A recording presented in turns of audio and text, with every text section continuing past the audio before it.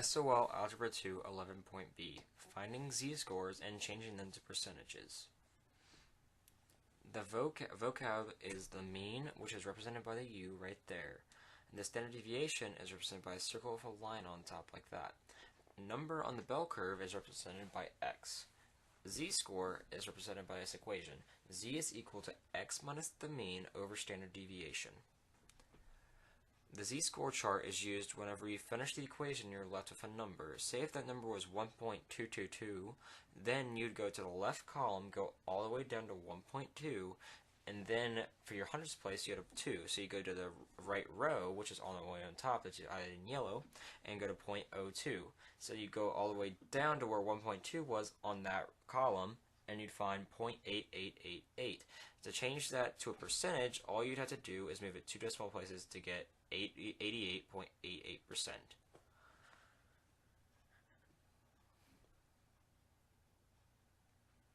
Problem time. Now you have found how to do it, we're going to give you a problem here. So the problem is x is equal to 41, the mean is 48, and the standard deviation is 4.5. Now I'll show a video how to do this. Coming up in about 3 seconds. Now that we have a practice problem, we can see if what we've learned has come into play here. So first, we've already got our values. But let's start with the equation. So x minus the mean over the standard deviation is going to get you your z-score. So it should look like that. Your z-score is equal to x minus the mean over your standard deviation. So now all we have to do is just plug our values in. So this x value is 41, then we subtract the mean, which is going to be 48, over the standard deviation, which is 4.5.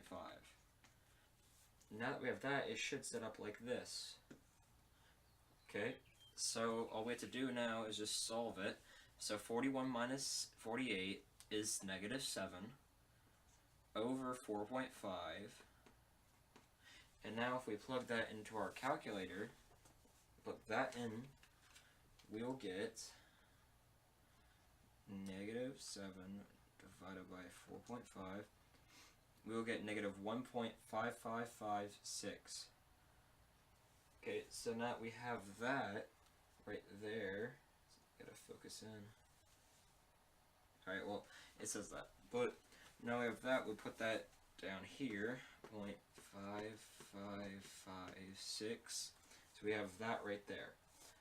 Now that we have that, what we're going to have to do is use our z-score sheet. Now our z-score sheet will look like this, like you saw in the video, or in the PowerPoint. So we defined negative 1.5. So we'd start going down from this column. Negative 1.5. So we see it, it's right there. And it's not going to really show up well, but it's right there, negative 1.5. So then we're going to go over on the top columns, there's 0.0, 0.1, 0.2, 0.3, and so on. This is for your hundredth place value. So whenever you want, so now you have negative 1.5, you know it's the 1.5, now you type on the hundredth place value, which is also 5. So you go down to the 0.05, negative 1.55, so that would be negative, or that would be 0.0606. That is what you would have as your answer for the z-score. So now that we have that, we put the z-score is equal to negative, or it would be equal to 0.0606. So you'd have this. Now that you have this, we got to change it to a percentage. To do that, what we do is we move it over 2 places, like this. Like that. And that changes out to 0.06%. Like that. So now that's how you find that problem. Now it's time for a real world problem. It will be shown in the video what the problem is.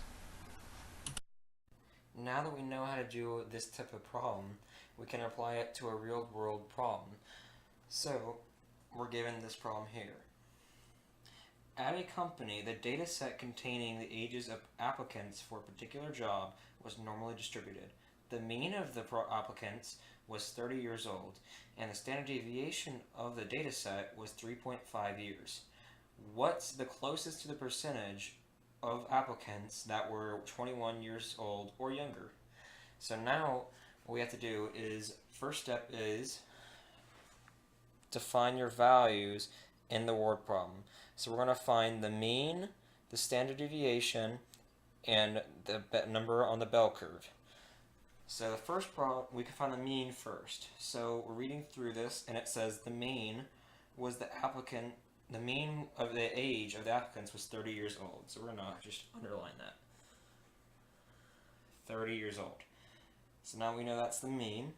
Now we're going to standard deviation, and we know that the data set of the standard deviation of the data set was 3.5 years old, or 3.5 years. So we're going to highlight that. And then which of these closest, so now the x value would be 21 years old, because that's the number that we're going to plot on the bell curve. So now that we know that, what we got to do is, the next step is we got to set up the equation. Now the equation is going to be x minus the mean over the standard deviation.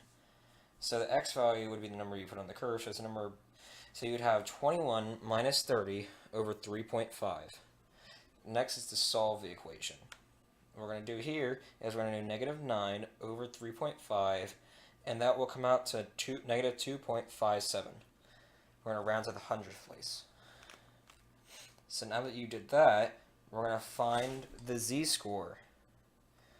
When you find the z-score, we're going to find the z-score and change it to percentage, okay? So what we're going to do is we're going to take that negative 2.57 that we had earlier, I'm going to put that right there, and we're going to put it, we're going to take our nice z-score chart, and we're going to find the negative 2.5. See, we find it, and it's about right here. See, we see it right there. Let's focus the camera. And let me highlight it. Okay. So now that is right there, you can see if we go over, we go to the 0.7 column right here, because it'd be negative 2.57. So we find negative 2.5, and it goes to 0.7, because that's where it last number was. And then we find out that it's 0.0051. Now, with the z-score is 0.0051. But we're not done yet, because we got to change that to percentage. By doing that, what we can do is we can take the z-score and move it 2 places. So then it would be right there.